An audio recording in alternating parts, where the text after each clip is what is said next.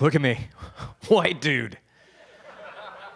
Well, I guess I could turn into Morgan Freeman and give my talk like that. But that would be a little bit too distracting. Now, what I decided to open up with, frankly, was to essentially welcome you to a producer's tale behind Garden Quest, and that's the latest project I was involved in as a producer. So, what I thought I'd do was regale you. How many of you here are waiting for the film Prometheus? Many. So I thought I'd essentially impersonate Mr. Whalen. For those of you that know me, as Mr. Henderson just introduced, I've worked on numerous titles such as Unreal Tournament as a composer. I started with Tyrion back with Epic Games in the mid-90s. I've been working for 18 years, and essentially I've been branching into production most recently. But I also run a studio called Funky Rustic here. I also work with a team led by Levon Lewis called Headrush Games. And it's a startup studio. But for those of you that do not know me, allow me to introduce myself. My name is Alexander Brandon, and if you'll allow me, I'd like to change the game industry. So if you guys have seen the TED Talk by Whalen, played by Guy Pearce, that's what that's about. So this is the game. Honestly, this is stepping outside comfort zones. This is a gardening game. And I was approached by an old friend of mine who works for a company that works with data aggregation in the lawn and garden industry. It's called 1020 Media. And they approached me with the idea of engaging more consumers on behalf of the lawn and garden industry to interest people in gardening. And I thought, you know what? That is way outside my comfort zone. Met game? That's pretty far from that. But it's intriguing because it's part of what, honestly, Headrush is doing right now, which is the idea of educating people while making it fun, redefining what the educational game means. Seriously, Humongous has done a great job over the years, but at the same time, some people look at the miracle piano teaching system and other things like that, and they think, wow, geez, it's kind of a bad word. Not really. It's coming back. So essentially, the concept is, behind the game, is to create a garden, maintain your garden, and be able to collect and accomplish various goals in the game and have that continue with a number of items in a database using, well, I'll describe the rest of it here. So it's Facebook-based. We did a bit of poor man's research and discovered that the target demographic we were going after was the largest on Facebook, women, aged 35 to 55. Disposable income, the largest on Facebook, based on our research. So with a little bit of test marketing, the game essentially went out to 81,000 likes in about 4 months. Not too bad, not too shabby. But the question still remained, is this the largest gaming group within Facebook? Yeah, do they play Bejeweled? What exactly do these people play? Well, we know that they have an interest in gardening, and with the responses we got on Facebook, that led to the conclusion that they are very interested in the off-season of gardening, in playing a game that simulates that same experience. So, the idea was to, again, combine the goals of learning how to plant and maintain plants and create something beautiful, something that you would essentially want to walk out in your own backyard and enjoy. And that includes rewards, collection, combined branding with existing plant brands, places like Scott's, things that some of us are familiar with in terms of if you happen to do your own gardening. All of that would be linked in with virtual currency and microtransactions. It's based on, again, Unity, social networking, and database-driven, and there's the rub, the sort of lessons that we learned on that project. Another lesson that was big was remote development. Well, did we have a big office building? No. We had a publisher in Maryland. We had a developer here in Austin, Gigawatt Entertainment, in conjunction with Kalani Games, and production also in Georgetown, Funky Rustic, and Hawaii, which is where the lead game programmer was located. And Washington, Washington was where QA was located, and Georgia, there was a writer there. So we were all over the place. So, again, described essentially most of the functions of these folks that I'm listing here. We used LiveGamer for monetization, Facebook primarily for marketing. The total team size was 12 full-time developers, 5 part-time developers, and the dev time was 1 year. The game is going to be due out within about 1 month. So what did we learn from this?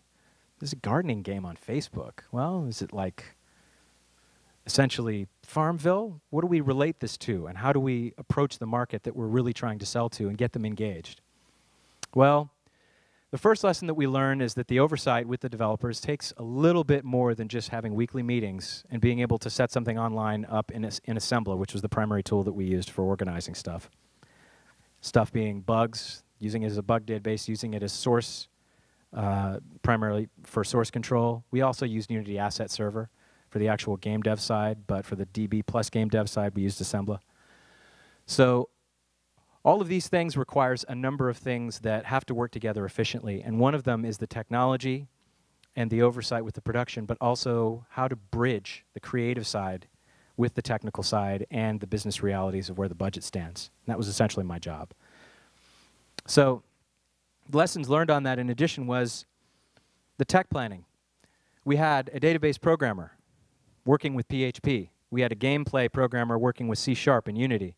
We had Amazon S3. We had the publisher, which wished to convert the PHP to .NET. As you can imagine, it's getting to be a little bit of a jungle. How are we going to find our way through this? How are we going to combine these resources and these techs in order to make something that works fast, something that works efficiently to be able to actually generate the kind of gameplay that we want? Because, oh my goodness, when you get these engineers together, it's a lot of fun. So I'll actually get into risks in just a little bit. I want to have more fun. So essentially, what ended up happening was you would have the PHP programmer who was at IBM, got loads of experience. I know exactly what I'm doing. You've got the C# guy in Hawaii. Here's my Mai Tai. Saying, I know exactly what I'm doing. Both of them coming to some sort of a disagreement, but also having communication issues. You know, you get on the phone, and the PHP programmer would just be saying, look, I'm just going to do what you guys want. I'm going to program the stuff that you guys want, and that's going to be it. But sometimes what we want, we would discover, would change. Because when you have a number of different database assets, say you take 250 different plants that you need to track, how they grow, how long it takes them to grow, what stages they go through, how the player interacts with those things, it gets pretty complicated. So all of those things in a database structure in real time, using social networking, combining that with the interactivities of however many users you might have, and being able to scale that is really what it was all about in terms of the planning and the execution process, and what ended up being, what led to a lot of bumps in the road. So when you come upon something where you need to backtrack and you need to be able to say, okay, we're going to take these stages and these seasons and this whole time concept out, and we need to iterate. And you get engineers that say, no, no, no, I did what you wanted. Well, how do you approach that? Well, what we ended up doing was essentially removing PHP from the equation, as I mentioned earlier. We went into .NET. We decided to make it work with .NET because that's where the publisher and the server integrating with Amazon S3 was actually working from. That was their core framework that they were using, and that's what we ended up doing. But how do you deal with the personal situation, the personal issues? Right? What about that human factor? What about the case where you have somebody that just stoically sits there and says, I'm just going to do what you want? Well, you have choices there, and that's where the hard decision comes into play. The hard choice being, either you agree to what the person originally said and just go along for the ride, or you say, sorry, either you do X, which is, again, backtrack your original work, because, hey, you know, it looks like we in the timeline for these plants being able to develop and all the data that's going through, we need to change our approach. We need to change our strategy because we've got too much data going on here. And, you know, essentially we get a wait of when you actually need to wait for a plant to change its state. It's like 5 seconds. That's kind of, you know, that's a long time for somebody when they click on something in a social network game. So let's change our strategy. Either somebody agrees with that or you have to change the resource. So that's one harsh reality that we had. So let's take a look at some of the risks with this game. Right now, it takes roughly 30 seconds for an initial load and roughly 5 to 10 seconds for consecutive loads. That's a risk that is, currently being optimized. But at the same time, when you've got a 3D Facebook game, it's kind of tough to get around that with the number of assets that you need to have ready. Particularly when you're in the middle of a gameplay session, when somebody has bought a whole bunch of plants, a whole bunch of branded items, you need to have them available. Well, there's the rub. So that's one of the risks that does that drive players away, or are there things that we can do incentives that we can put into the game that keeps them coming back. Now, for the hardcore player set, not that big of an issue, but it's still something that we're testing right now with Cyan. The play flow. How do we make something that is so engaging that people get in there and they go like, oh my gosh, I got to get the rows in the next month because it's being advertised this way.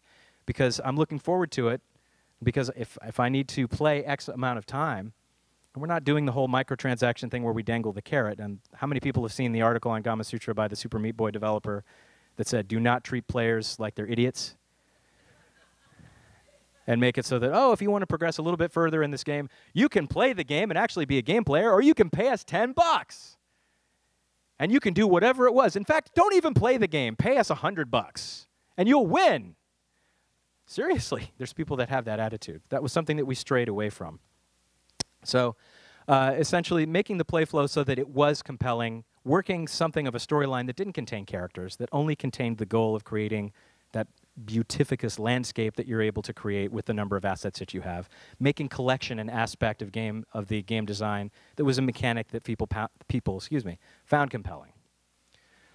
So the content stream, being able to align that with a number of different situations where, oh, people are looking forward to the assets that are coming forward. And connections with brick and mortar is another aspect of this. That's something that is going to be in the, whoa, not yet. That's something that's going to be in the next phase of the game. Thanks, see ya.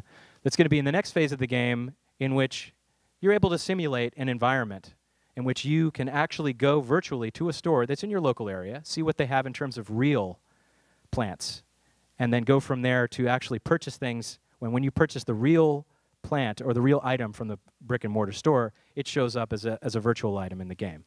So that ties into a number of things that are tying into real world situations like Wetopia, Ecotopia, and Anatopia, coming up. So, and that's all. Thanks for listening.